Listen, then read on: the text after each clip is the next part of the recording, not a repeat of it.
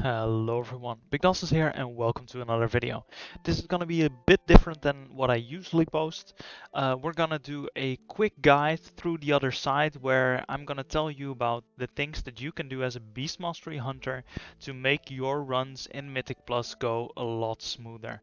So I'm talking about which mobs you should stun, where you should use your trank shot, where you can disengage, all that kind of good stuff.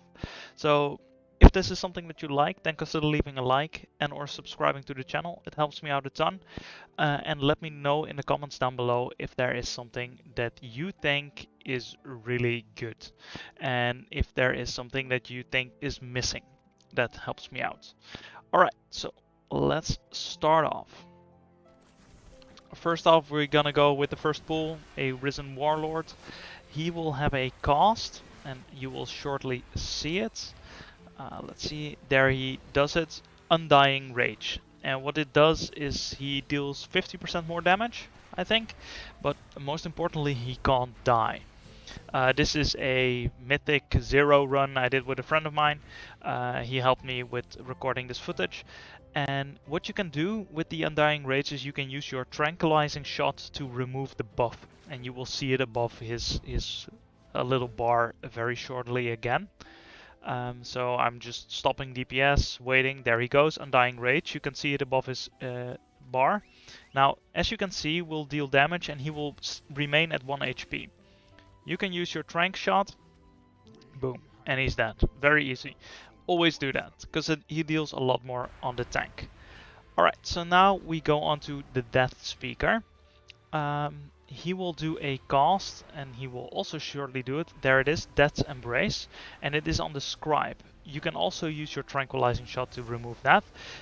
It gives the mob that gets the buff a 100% haste increased.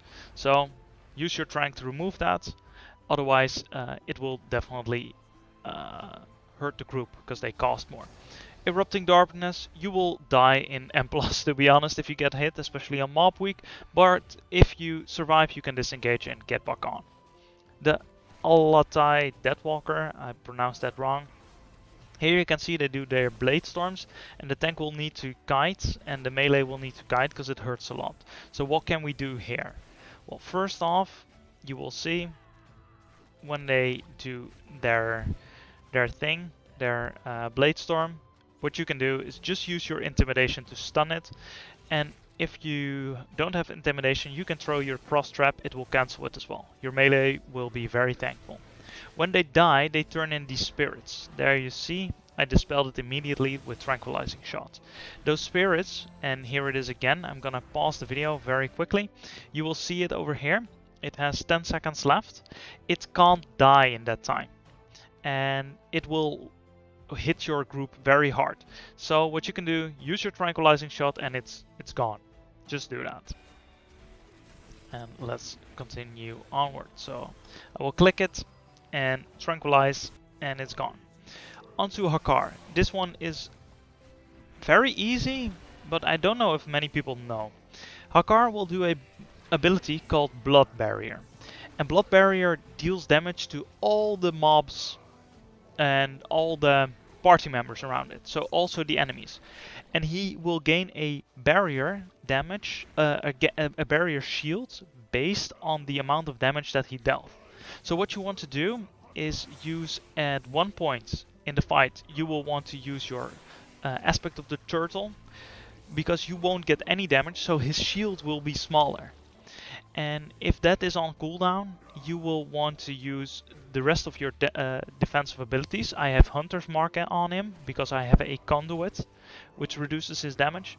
And now he will do it again. I will feign that because of the conduit, and I will use my Survival of the Fittest, which is a 20% DR, making it so that I reduce his overall damage by quite a lot. And so his shield won't get so big. Alright, onto this one.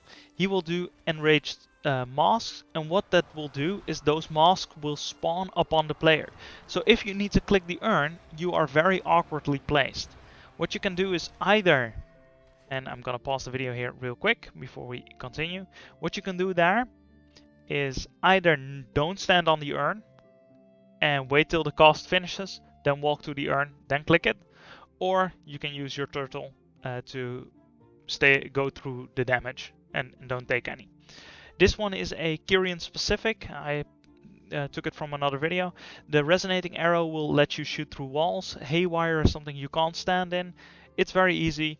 You will just use your resonating arrow and you can continue DPSing the dental drill through the wall. It's nice and cheesy, but it works out. The headless client mob doesn't really do all that much, but spinning up, what you can do easily, use your intimidation to stun it. It's less annoying that way. And there's another thing that you can do to stop this. And we'll see very shortly again. Let's see. Yeah, there we go. Just throw your frost trap underneath them. Easy. And it finishes. Alright, onto this one. He will do a cast. Woof. And as you can see, I use Feign Death there and it will transfer to someone else. It's very nice, because you don't get stunned, especially when you're in your damaging window. These Gallops, some people have difficulty with them. What you can do is you use your binding shot to withhold one part of the room. It doesn't help you for the entire room though. If you want to get through the entire room because you find it difficult to dodge, which should not be difficult, just press turtle, you can walk through. It's fine. You won't die. But pay attention to when your turtle ends. Alright, the Spriggan Bark Binder will do a cast, Bark Armor. This armor, as you can see over here, will absorbs all attacks and consumes one, and I'm gonna pause it here again, and it will consume one per hit. So what you will do is use your tranquilizing shot and bam, it's off. And you don't have to pump 25 hits in it. So, just simply do that. And then lastly, the Bladebeak Hatchling. The Bladebeak Hatchling does a frightened cry, and if it finishes, the Bladebeak Matriarch, which is in the bottom right corner, will be pulled. So you can use your intimidation to stun it, you can use your frost trap to stun it. What we tried to do didn't work, as you will see. I tried to use my Tame Beast ability to try and tame it. Didn't work out. It could have been fun, but sadly it didn't work out. I could have used Scare Beast though. I did not do that. But yeah, if for some reason your group pulls the Matriarch, and we know shit happens, it should not happen, but shit happens, the Matriarch will do a cast which enrages all the mobs around her for 50% increased damage. This cast really, yeah, it really screws over your group, especially if your tank is struggling, for example. There it is, Angering Shriek. What you can do when this happens, binding shot so the tank can run, but you can also remove at least one of the Angering Shriek with your tranquilizing shot. That way you can reduce the overall damage. Well, this is the first video in a series of every dungeon, and I hope you guys liked it. I hope you guys learned something. Let me know in the comments if there is something that you guys think I missed, which I should cover, and I will see you guys in the next one. Goodbye.